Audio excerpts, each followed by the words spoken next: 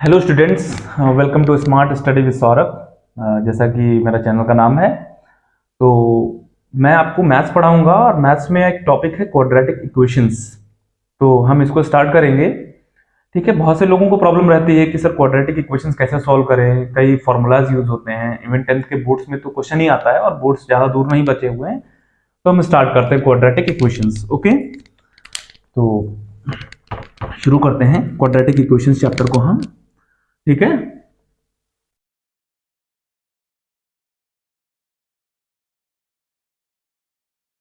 Quadratic equations.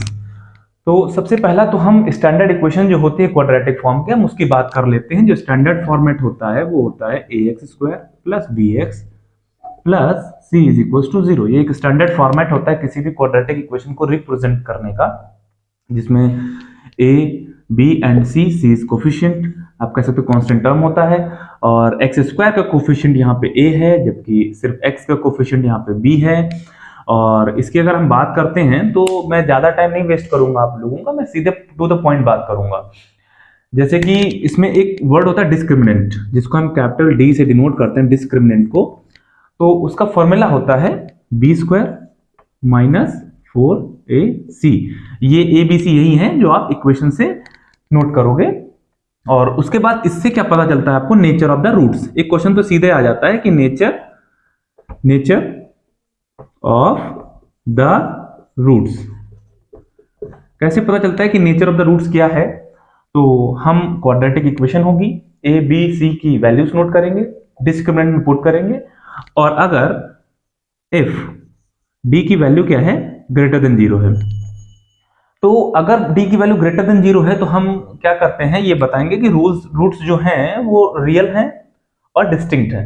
Distinct का मतलब है अलग अलग रूट्स आएंगे। जैसे हो सकता है एक 5 आ जाए तो एक -2 आ जाए, एक 6 आ जाए तो एक -10 आ जाए। इस तरह से रियल रूट्स होंगे और डिस्टिंक्ट होंगे।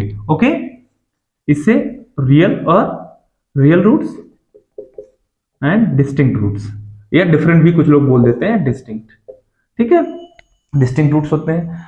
दूसरी कंडीशन होती है कि if d is equals to zero, अगर डी की वैल्यू जीरो के इक्वल आती है तो हम बोल देते हैं रूट्स रियल। तो तब भी होते हैं, साथ में क्या होता है ना कि रूट्स जो हैं वो इक्वल भी आ जाते हैं। और यही वो इंपॉर्टेंट केस है, यही वाला d is equal to zero, जिसमें डिस्क्रिमिनेंट की वैल्यू जब आप पुट करके निकालेंगे तो जीरो मिलेगी। तो इस पे ही बोर्ड्स में क्वेश्चन बनते हैं कि कोई भी क्वाड्रेटिक इक्वेशन दे देंगे, उसमें ए बी या सी में से कोई एक वेरिएबल गायब करके के लगा देंगे और पूछेंगे कि what will be the value of के, यानी कि के की वैल्यू क्या होगी। तो आप सीधा इसी इक्वेशन में इसी को लेके चलेंगे, इसको इधर पुट करके और सॉल्व करेंगे। हालांकि मैं भी आपको एक्सप्लेन कर दूंगा वो क्वेश्चंस। तो ये हो जाए तीसरा केस जो है, हालांकि उसका यूज नहीं आपके लाइन, फिर भी आपको पता होना चाहिए। वो 11th में आप पढ़ेंगे जाकर के, टॉपिक आता कॉम्प्लेक्स नंबर्स, वहां पे when d is less than zero.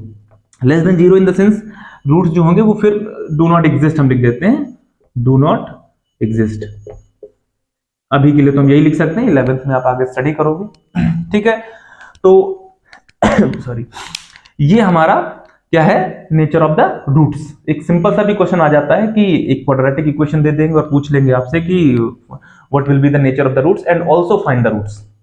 तो हम नेचर ऑफ द रूट्स के लिए सिंपली हम d is equal to b square minus 4ac में वैल्यू पुट कर देंगे और हम नेचर ऑफ द रूट्स बता देते हैं इसमें है।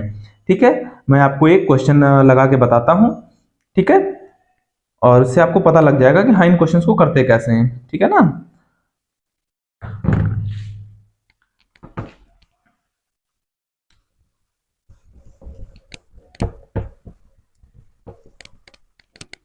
ठीक है। सपोज आपको इक्वेशन दे दी है 2x² okay, -6x plus 3 equals to 0। ये इक्वेशन आपको दे दी क्वाड्रेटिक। तो हमने कहा ना इससे आप कंपेयर करिए, इस वाले इक्वेशन से कंपेयर करिए सिंपली। तो a की वैल्यू करने का तरीका भी यही रखिएगा ताकि गलत ना हो। a b, x का कोफिशिएंट b होता है तो यहां पे x का कोफिशिएंट आपका -6 होगा, -6, and c will be 3 exactly. और हम डिस्क्रिमिनेंट बताएंगे तो d इज इक्वल टू क्या होता है, आप फॉर्मूला लिखा हुआ है b square minus 4ac। Okay, तो बी स्क्वायर इट मीन्स -6 का स्क्वायर माइनस 4a यानी कि 2c इट मीन्स 3। सॉल्व करते हैं। आपको पता है -6 किसी भी नेगेटिव नंबर का स्क्वायर हमेशा पॉजिटिव ही आता है। Okay, it will be 36 minus 4 2 जा 8, 8 3 जा 24, इट विल बी 12। ओके, तो आप देख सकते हो कि डी कितना है, 12 आया, और विच इज क्या लिख दोगे, since D is greater than 0। तो रूट्स कैसे आएंगे, मैंने अभी बताया था कि when d is greater than 0 then roots are real and distinct. Okay, roots are real and distinct. आप आराम से इसको लिख सकते हो कि roots are real and distinct. ठीक है, तो कितना आसान होता है इसको करना, आप इजीली इसको कर सकते हैं। Okay, thank you. हाँ, तो एक क्वेश्चन मैंने आप लोगों के आगे लिखा है, px square minus 4x plus 3 equals to 0, find p if roots are real and equal. Simple question है, बहुत ही सिंपल है। मैंने अभी आपको प्रॉपर्टी बताई कि d is equals to b square minus 4ac होता है। और एक सेकंड केस मैंने भी वीडियो में पीछे आपको बताया कि इंपॉर्टेंट केस है, सेम उसी केस पे बेस्ड क्वेश्चन है, तो मैं इसको थोड़ा सा रब करूंगा। रूट्स क्या है, रियल एंड इक्वल है, and we have to find the value of p। तो अगर रूट्स रियल एंड इक्वल हैं तो कंडीशन क्या होती है, d should be equals to 0, यानी कि d इक्वल्स टू 0 हो जाएगा। और d की value B square minus 4ac, कुछ भी अपनी तरफ से नहीं, आपको बस एक लॉजिक लगा के क्वेश्चन को सॉल्व करते जाना है, हमें ये लेके चलना है, क्योंकि रूट्स इक्वल दिए हुए हैं। ठीक है, तो हम ये कंक्लूजन अपने नॉलेज के लिए यूज कर लेंगे। वैसे हमें इसको दिखाना पड़ता था कि रूट्स का नेचर कैसा है, अभी हमें ये गिवन है तो हम इसको लेके चलेंगे। ए बी सी की वैल्यू आप नोट कर सकते हो, यहाँ देखिए ए कितना आएगा अगर कंपेयर करें इसी इक्वेशन से, ये देखिए, तो ए आपका p हो गया, और b आपका जो है वो -4 हो गया, और c आपका 3 हो गया। ठीक है, देख लीजिएगा, ए p b आपका -4 एंड c आपका 3 हो गया।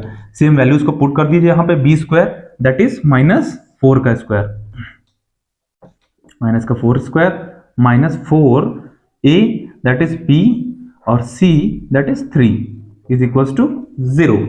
ठीक, सॉल्व करते हैं। -4 का स्क्वायर 16 माइनस 4 3 जा 12 p इज इक्वल्स टू 0, और आप 12p को उधर ले जाएंगे तो इधर 16 इज इक्वल्स टू, हमें क्या करना है ना, p की वैल्यू निकालनी है, तो p के साथ या तो p को सेपरेट कर लें या p के साथ जो होते हैं उनको सेपरेट कर दें।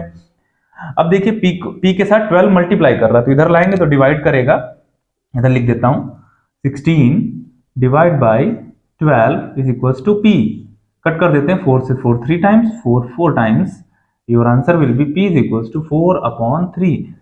तो for this value of p हम क्या कहेंगे, for this value of p the roots of this quadratic equation will be equal and real. Okay, बस ये क्वेश्चन आ जाता है आपका। उसके बाद हम और भी कुछ डिस्कस कर लेते हैं इसके बाद है, ठीक है ना, समझ में आ गया आप लोगों को? अगर कोई सजेशन हो तो जरूर बताइएगा आप लोगों के कमेंट बॉक्स में। और अब हम एक नया कॉन्सेप्ट आप लोगों को बताते हैं जो कि इंपॉर्टेंट है थोड़ा सा। इस तरह से क्वेश्चन तो आ ही जाता है आप लोगों का, ठीक है ना, तो इसको आपको बहुत ध्यान से करना है, गलत नहीं करना है। ओके, ये मैं उम्मीद करता हूं आप लोगों का क्वेश्चन हो गया। एक और क्वेश्चन आता है, मैं पढ़ देता हूं कि सॉल्व द क्वाड्रेटिक इक्वेशन। आपको एक क्वाड्रेटिक इक्वेशन दी होगी और उसमें कहेगा कि give your answer correct to 2 significant figures और 2 डेसिमल प्लेसेस। अच्छा, बहुत से लोगों को फर्क नहीं पड़ता होता है कि सर 2 सिग्निफिकेंट फिगर्स क्या होता है, 2 डेसिमल फिगर्स क्या होता है। ठीक है, तो पहले तो मैं यही बता देता हूं, जैसे मैंने एक नंबर लिखा 2.43, तो अगर इसमें हम सिग्निफिकेंट फिगर्स की बात करते हैं, सिग्निफिकेंट फिगर्स, ठीक है, सिग्निफिकेंट फिगर्स की बात करते हैं तो क्या होता है, टोटल स्टार्टिंग से डिजिट्स को काउंट करते हैं। जहां से पहला कोई नंबर मिले 1 to 9 वाला, 0 अगर स्टार्टिंग से मिलेगा तो हम उसको काउंट नहीं करते हैं। ठीक है, तो स्टार्टिंग से 1 2 3 नंबर्स हैं, तो इसको हम बोलेंगे इसमें 3 सिग्निफिकेंट फिगर्स हैं, 1 2 3। और अगर डेसिमल प्लेसेस की बात करेगा, डेसिमल प्लेसेस, तो डेसिमल प्लेसेस कितने हैं आपके, सिर्फ डेसिमल के बाद वाले डिजिट्स, यानी कि सिर्फ 2 डेसिमल प्लेसेस हैं इसमें। समझ में आया कि नहीं? तो बस इसमें हमें यही ध्यान रखना है। दूसरा एग्जांपल, अगर लिखा है 0.056, अब इसमें सिग्निफिकेंट फिगर्स कितने हैं, तो मैंने कैसे बताया आपको कि इसमें क्या है, स्टार्टिंग से अगर हमें जीरोस मिल रहे हैं तो ये सिग्निफिकेंट फिगर्स में काउंट नहीं होते, इसको नहीं काउंट करेंगे, इसको नहीं काउंट करेंगे, ये और ये फिर काउंट हो जाएंगे, और हमारे इसमें सिग्निफिकेंट फिगर्स कितने हो जाएंगे, 2।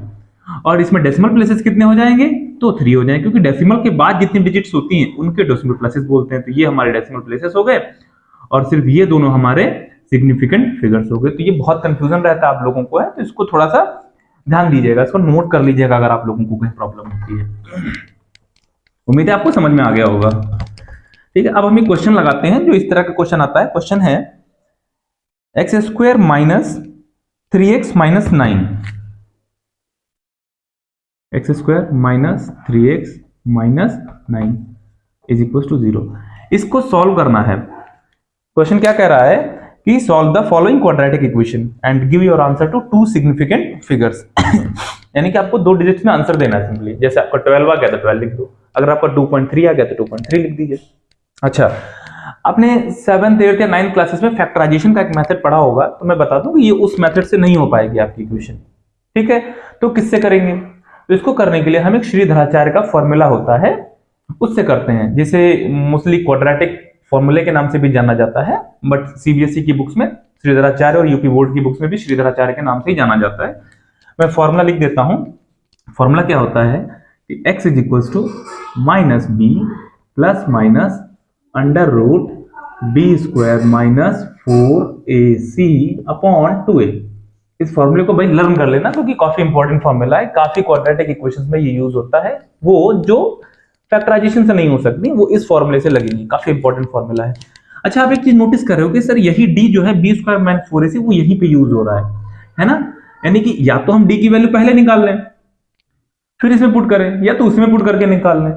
तो मैं आपको बता देता हूं, अगर क्वेश्चन में पहले पूछता है कि find the nature of the roots and then find the quadratic equation, तो आप क्या करना है, तो d is equal to b square minus 4ac पहले निकाल लेना, क्योंकि आपसे नेचर भी पूछ रहा है, तो d की वैल्यू से नेचर पता लग जाएगा। जैसे d इज इक्वल टू कितना आएगा, बी स्क्वायर माइनस 4ac। तो हम नोट कर लेते हैं a कितना होगा। देखो a का कोफिशिएंट यहाँ पे कुछ नहीं लिखा तो 1 माना जाएगा। b का कोफिशिएंट कितना होगा, -3 एंड c विल बी -9। तो d क्या होगा यहाँ पे, d is equal to b square that is -3 का स्क्वायर, ओके, -3 का square minus 4ac, a that is 1, c that is -9, okay. Multiply करके आंसर लाते हैं तो 9 माइनस ये देखो माइनस ये प्लस हो गया और 36 हो गया। तो d कितना आ गया बताइए, 45 आ गया। ठीक है, d आ गया 45। तो d क्या ग्रेटर देन 0 है, तो रूट्स आप कह सकते हो रियल और डिस्टिंक्ट होंगे। ठीक है, रियल और अनइक्वल भी बोल सकते हो आप, डिस्टिंक्ट ना बोलो तो डिस्टिंक्ट मतलब क्लियर, क्लियर का मतलब अलग अलग कह सकते हो, साफ साफ आपको अलग अलग दिखेंगे, तो आप अनइक्वल भी बोल सकते हो। तो आपके रूट्स तो हो ही जाएंगे। अब हम निकालते हैं रूट्स को। ठीक है, तो d की वैल्यू 45 आ गई। अब हम इस फॉर्मूले में वैल्यू पुट करते हैं, x is equal to minus b that is -3 -3 plus minus under root b square minus 4ac, उसी की तो हमने ये वैल्यू निकाली। कितनी वैल्यू भाई, 45। It means under root 45। अगर हमसे रूट्स का नेचर ना पूछता तो हम डायरेक्ट इसको नोट करके और इसको करते। एक बात मैं आपको और बता दूं कि जब तक आपको फॉर्मूला लर्न ना हो जाए तब तक आप शॉर्ट मत कीजिएगा क्वेश्चन को, कि आप फॉर्मूला नो नोट करें और क्वेश्चन को सीधे बुक में देख करके वैल्यू पुट करें। आप जब तक आपको फॉर्मूला ना लर्न हो जाए, फॉर्मूले को हर क्वेश्चन में लिखें और तब वैल्यू पुट करें। इससे आपको फॉर्मूले के लिए एक्स्ट्रा टाइम लर्न करने के लिए नहीं देना पड़ेगा, और 4-5 क्वेश्चंस के बाद आपको फ्लुएंसी आ जाएगी इस फॉर्मूले की, रट जाएगा आपको, और रटना तो है ही है इसको।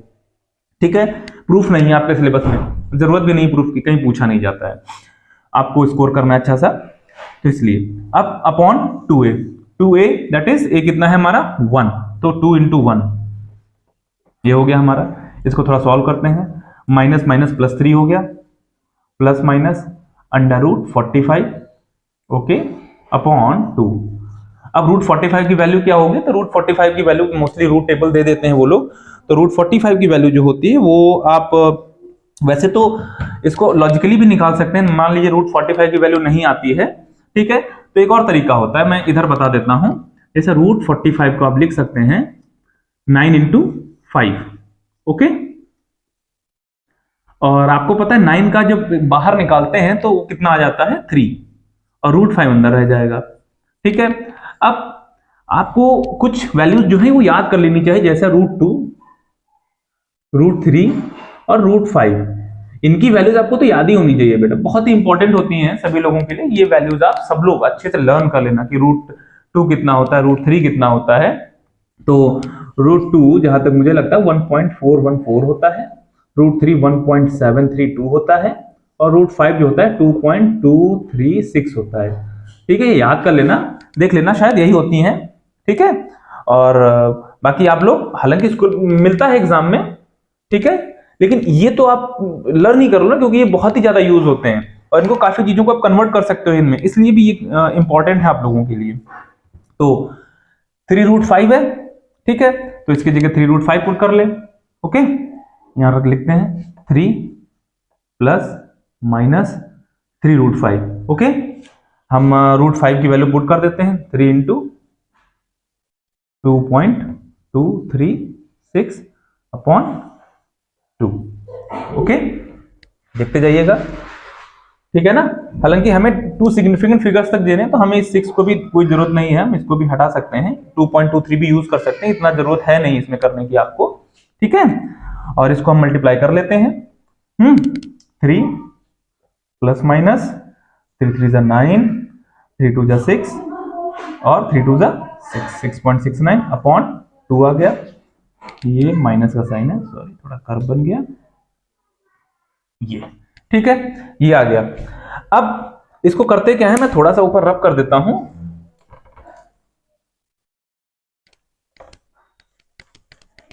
इधर कर देता हूं।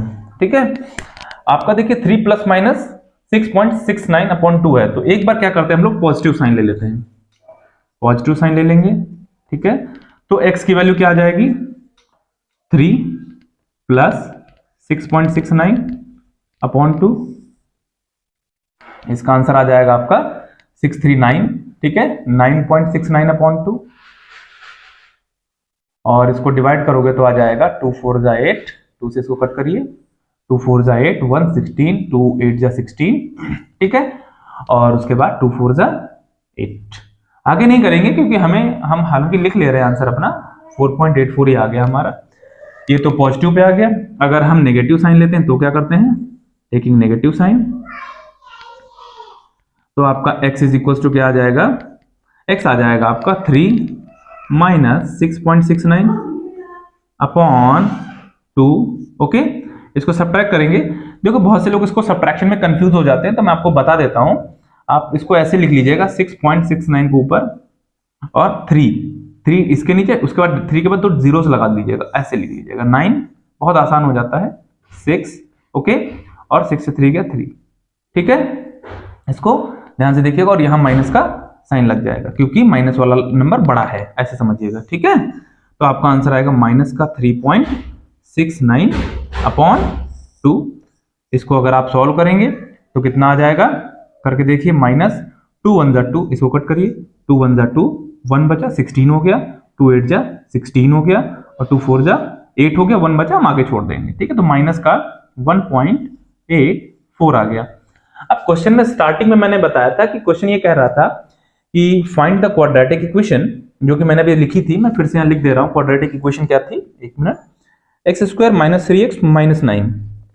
ठीक है, x², क्वाड्रेटिक इक्वेशन थी x² minus 3x minus 9 equals to 0। ये क्वाड्रेटिक इक्वेशन थी, और कह रहा था कि इसके रूट्स बता दीजिए। तो मैंने बताया ना, इसको फैक्टराइज नहीं कर सकते थे, इसलिए आपने क्वाड्रेटिक फॉर्मूला लगाया, सॉल्व किया, यहां तक लेके आए। ठीक है, इसके बाद जो है आपने यहां से शुरू किया। अब एक बार ये पॉजिटिव साइन ले लेंगे, तो आपका क्या आंसर आएगा x का, तो आपका 4.84 आया, और आपको 2 सिग्निफिकेंट फिगर्स तक ही आंसर देने थे। तो इसमें देखिए 1 2 3 डिजिट्स आ रही, तो 3 सिग्निफिकेंट फिगर्स हो गया, अभी मैंने वीडियो में बताया था। तो अगर 2 सिग्निफिकेंट फिगर्स का आंसर होगा तो आप सिर्फ 4.8 लिख देंगे। यहां पे भी 3 सिग्निफिकेंट फिगर्स में ही आंसर आ रहा है, तो अगर हम इसका आंसर लिखना चाहें तो 1.8 ही आएगा। तो हम x की 2, ये हमारा क्वेश्चन हो गया। अब हम फाइनल आंसर लिखेंगे। So the roots of the quadratic equation will be, x की वैल्यूज क्या हो जाएंगी, एक हो जाएगा 4.8 और दूसरी हो जाएगी माइनस 1.8। ठीक है, कहीं के 1.89 भी कर सकते हैं, वो राउंड फिगर में होता है, इतना डिफरेंस होता है, लेकिन आपका ये आंसर यही होगा। ठीक है, तो ये एक बहुत ही इंपॉर्टेंट क्वेश्चन है जो आईसीएससी या सीबीएसई में एक सॉल्व करने को आता है, सीधा 3 मार्क्स का आता है, कंपल्सरी सेक्शन में भी आता है ये। ठीक है, तो आपको इसको एक बार अच्छे से देख लेना है, कोई प्रॉब्लम हो तो कमेंट बॉक्स में करिएगा, और बाकी हमारे चैनल को आप आगे बढ़ाएं। धन्यवाद।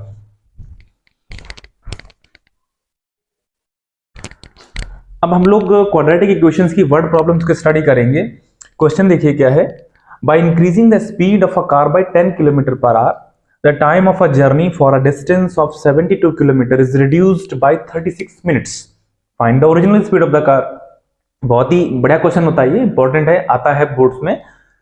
तो आप देखिए इसमें स्पीड की बात करी है, ओके, डिस्टेंस की बात करी है और टाइम की बात करी है। ठीक है, तो इसमें फॉर्मूला एक ही यूज होना है आपका, speed is equal to distance upon time. Okay, तो हम इसको शुरू करते हैं। देखिए कैसे लगाते हैं क्वाड्रेटिक के तरीके से, इसको ध्यान से समझिएगा। Let original, okay, original speed को हम पहले लेट कर लेते हैं, जो कह रहा है हमेशा मैथ का तो आपको पता ही रहा, ये लेट कर लेते हैं कुछ भी, तो ओरिजिनल स्पीड को भी लेट कर ही लेते हैं। ओरिजिनल स्पीड भी x किलोमीटर पर आवर। अब यहीं से शुरू करते हैं क्वेश्चन को आगे। कह रहा है कि by increasing the speed of a car by 10 kilometre per hour, it means पहले जो स्पीड थी वो तो x है, अभी कह रहा है इंक्रीज कर दिया, इस वर्ड पे फोकस करें, इंक्रीज कर दिया, तो न्यू स्पीड क्या हो जाएगी, new speed is equal to x, पहले से थी 10 बढ़ गई तो 10 किलोमीटर पर आवर हो गई, x प्लस 10। अब क्वेश्चन को पढ़ते हैं तो एक पता चलता है कि इज रिड्यूस्ड बाय 36 मिनट्स, यानी कि अगर हम पहले कहीं 2 घंटे में पहुंच रहे थे, तो अगर हम स्पीड से चले तो शायद 36 मिनट्स पहले पहुंच गए। तो ये 36 minutes is what, time difference between, क्या आप कह सकते हो कि टाइम डिफरेंस दिया हुआ है कि पहले कितना गए थे, है ना, इस स्पीड पे और इस स्पीड पे कितना टाइम डिफरेंस। ठीक है, तो हम ये देख लेंगे 36 मिनट्स। एक्चुअली कहने का मेरा मतलब यही है कि ये डिफरेंस दिया हुआ है टाइम का, तो हम अगर ऊपर ऊपर समझें तो सर पहली कंडीशन में टाइम निकाल लें, दूसरी कंडीशन में टाइम निकाल लें और दोनों को डिफरेंस कर दें और 36 के बराबर कर दें, क्वेश्चन हो जाएगा आपका। हमें बस इसी चीज पे, किसी भी इस तरह के क्वेश्चन में आपको फोकस करना है कि फाइनली क्या गिवन है, डिफरेंस गिवन है या टोटल डिस्टेंसेस का सम गिवन है या ऐसा कुछ जिसको हम लेकर के पूरे क्वेश्चन को सॉल्व कर सकते हैं। जैसे टाइम का डिफरेंस गिवन है, पहली कंडीशन से टाइम निकालते हैं, हम मान लेते हैं पहली कंडीशन में टाइम t1 है आपका, it means time taken to cover the distance with speed x kilometre per hour, है ना, time taken to cover the distance, ठीक है, with the speed of x kilometre per hour. तो t1 is equals to क्या हो जाएगा, क्या formula होता है यहां से देखिए, t का फॉर्मूला क्या आएगा, डिस्टेंस अपॉन स्पीड आएगा। तो डिस्टेंस कितनी थी, 72 थी ही, अपॉन स्पीड कितनी x है, यानी कि x की स्पीड से 72 किलोमीटर हमने कवर कर लिया। ये आपका t1 आ गया। t2 क्या होगा, तो अब फिर से डिस्टेंस हमें 72 ही जानी है ना, तो लेकिन अब स्पीड हमारी क्या ले ली है, x plus 10, it means t2 क्या हो गया, the distance covered that is 72 kilometre with the speed of x plus 10 kilometre per our. Okay, तो आपका फॉर्मूला क्या हो जाएगा, 72 अपॉन क्या हो जाएगा, x प्लस 10। ओके, ये आपका फॉर्मूला हो गया। अब दोनों ही कंडीशंस में आपको क्या दिया हुआ है, आप ध्यान से देखें तो दोनों ही कंडीशंस में आपको कह रहा है ये पहली कंडीशन में टाइम लगा, ये दूसरी कंडीशन में टाइम लगा, और दोनों का डिफरेंस 36 है। अब बहुत से बच्चे मिस्टेक यहां पे करते हैं कि समझ नहीं पाते किससे किसको माइनस करें, कौन ज्यादा होगा या कौन छोटा होगा। तो हमें क्या करना है, आप देखिए हमारी यहां स्पीड कम है, ये स्पीड ज्यादा है, अगर स्पीड कम होगी तो ऑफकोर्स टाइम ज्यादा लगेगा हमें, है ना, तो इसका मतलब ये हमारा टाइम जो है यानी कि t1 is greater then t2 होगा। ध्यान रखना इस चीज का, बहुत जल्दबाजी मत करिएगा, ठीक है, t1 is greater then t2। क्यों, स्पीड अगर हमारी कम होगी तो हम धीरे चलेंगे तो 72 किलोमीटर देर में पहुंचेंगे, यहां ज्यादा स्पीड तो हम जल्दी पहुंचेंगे। तो अब हमें और टाइम का डिफरेंस दिया हुआ है तो हम टाइम के डिफरेंस को मतलब लेके चलते हैं, यानी कि t1 minus t2 is equal to 36 minute है, ध्यान रखना। और ये जो आया आपका ये किलोमीटर, टाइम आपका आवर्स में आएगा, सब आपका स्टैंडर्ड यूनिट्स में, जैसे आपका ये किलोमीटर में, ये आर में, तो टाइम आपका आवर्स में ही होना चाहिए ना, तो 36 को 60 से डिवाइड कर देंगे, ये आ गया आपका आवर्स में, यानी कि time minus time is equal to time. अब वैल्यूज पुट कर देते t1 that is 72 upon x minus 72 upon x plus 10 is equal to, इसको कट करेंगे 6 अपॉन 10 आ जाएगा, ठीक है। हम 10 में ही रखेंगे, थोड़ा इजी हो जाएगा, ये कट कर भी लेंगे, ठीक है। उसके बाद इसको सॉल्व करते हैं, एलसीएम ले लेते हैं। तो एलसीएम आपका x और x + 10 ही आ जाएगा। ये तो आप लोगों को खैर पता होगा, उम्मीद है। तो ये इधर आ गया। 72 को हम बाहर कॉमन ले लेते हैं, बार बार हमें लिखना ना पड़े। ये इधर आ गया तो हो गया x + 10, माइनस ये उधर चला गया तो x हो गया, ये आ गया 6/10, ठीक है, ओके। अब एक चीज देखते हैं, ये 72 है, ये इधर से उधर चला जाएगा तो डिनोमिनेटर में आ जाएगा, ठीक है। तो मैं एक स्टेप स्किप कर रहा हूं, आप इसी को यहां नोट कर लेना अगले स्टेप में। यहां से 72 हटाइए, ओके, और 72 को यहां पे डिनोमिनेटर में ले आइए 10 के। या फिर आप ऐसे भी कट कर सकते हैं, वैसे मान लीजिए यहां नहीं भी रखते हैं कि सर यही लिखा हुआ है, तो ऐसे भी कट कर सकते हैं। 6 × 6 और 6 से 12 टाइम्स ही हो गया, ठीक है, ऐसे भी कर सकते हैं। और देखिए x से x भी कैंसिल आउट हो गया, तो और आप 12 के अंदर मल्टीप्लाई कर दीजिए तो 120 हो गया। कितना आएगा ऊपर? 120 आया अपॉन इसकी मल्टीप्लाई करें तो क्या आएगा? x की मल्टीप्लाई x² और इसकी 10x, तो आ गया x² plus 10x is equals to 1/10। समझ में आ गया होगा आपको। अब क्रॉस मल्टीप्लाई, आपको पता है क्रॉस मल्टीप्लाई कैसे करते हैं। 10 को इधर ले आए, ठीक है, तो ये हो गया 1200 is equals to x² plus 10x।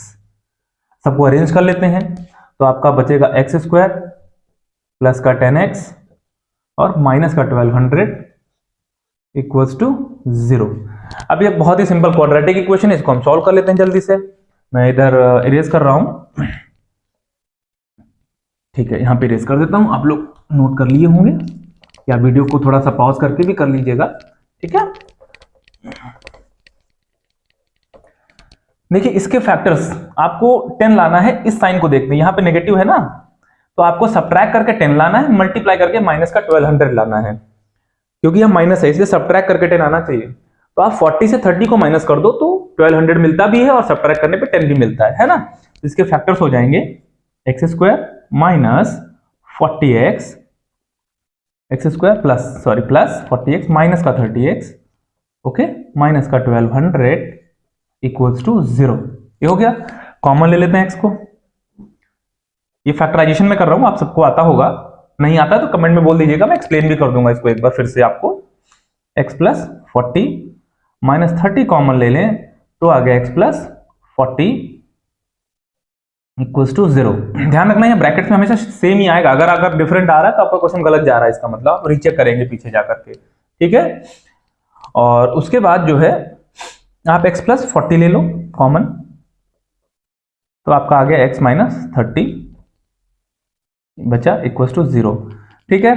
अब यहां से क्या होगा, या तो ये इज इक्वल टू 0 होगा, भाई दो नंबर्स हैं इनका मल्टीप्लाई 0 आ रहा है, तो या तो एक 0 होगा दोनों में से, या तो दोनों भी 0 हो सकते हैं।